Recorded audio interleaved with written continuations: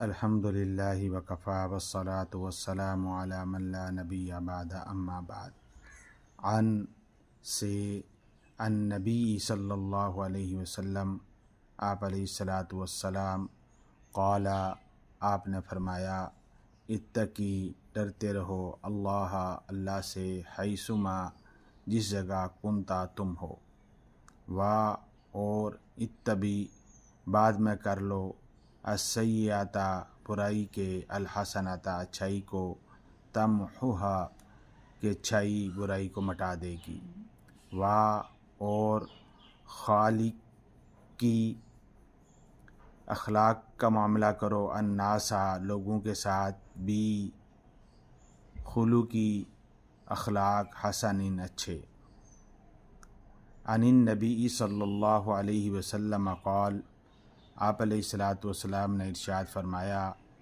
اتق اللہ حیثما کنت اللہ سے ڈرتے رہو جس جگہ بھی رہو واتبع السیئۃ الحسنۃ تمحوہا اور برائی کے بعد نیکی کر لو نیکی برائی کو مٹا دے گی وخالق الناس بخلق حسن اور لوگوں کے ساتھ اچھے اخلاق کا معاملہ کرو۔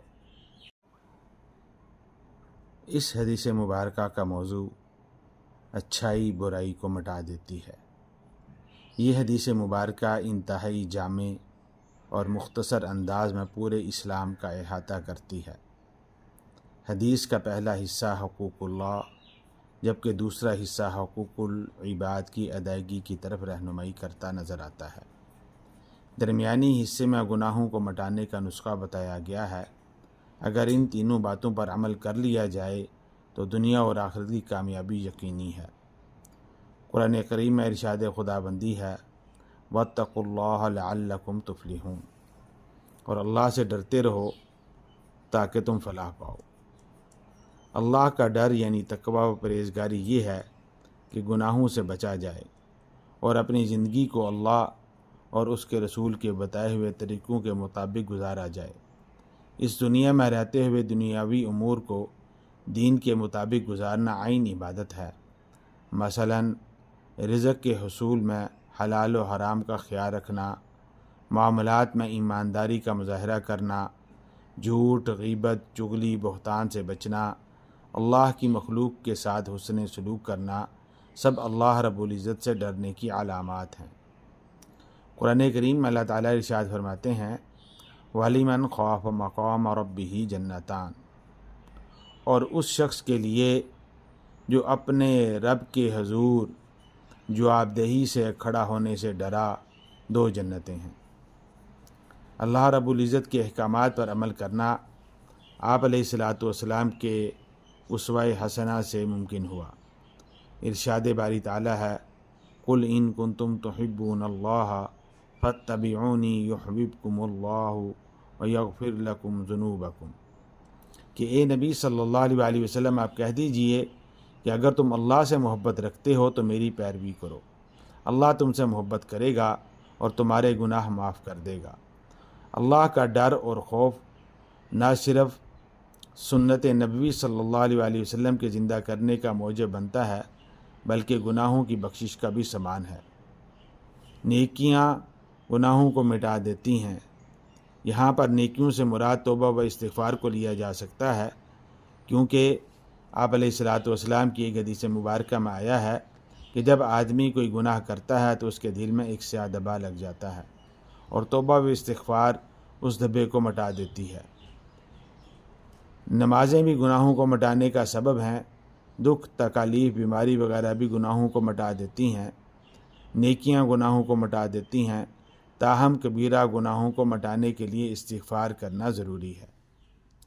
قرآن کریم میں اللہ تعالیٰ ارشاد فرماتے ہیں ان الحسنات یذہبن السیئات یقیناً نیکیاں برائیوں کو مٹا دیتی ہیں۔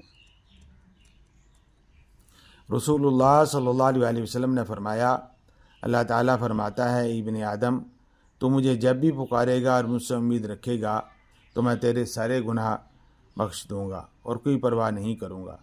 اے ابن آدم اگر تیرے گناہ آسمانوں کی بلندیوں کو بھی چھو لیں پھر تو مجھ سے معافی مانگے تو میں تجھے بخش دوں گا اور مجھے کوئی پرواہ نہیں۔ اے ابن آدم، اگر تو میرے پاس زمین بھر خطا لے کر آئے، بس تو نے میرے ساتھ کسی کو شریک نہ کیا ہو، تو میں تیرے لیے زمین بھر مغفرت لاؤں گا۔ تیسری بات جو حدیث پاک میں بیان فرمائی گئی وہ حسن اخلاق ہے۔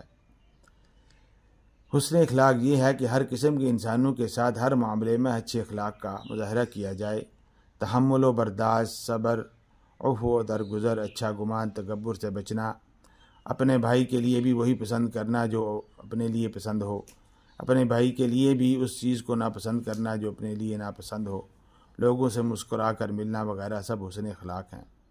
آپ علیہ الصلاۃ والسلام نے ارشاد فرمایا، قیامت کے دن مومن کی میزان میں اخلاق حسنہ سے بھاری کوئی چیز نہ ہوگی، اور اللہ تعالیٰ بے حیا بد زبان سے نفرت کرتا ہے۔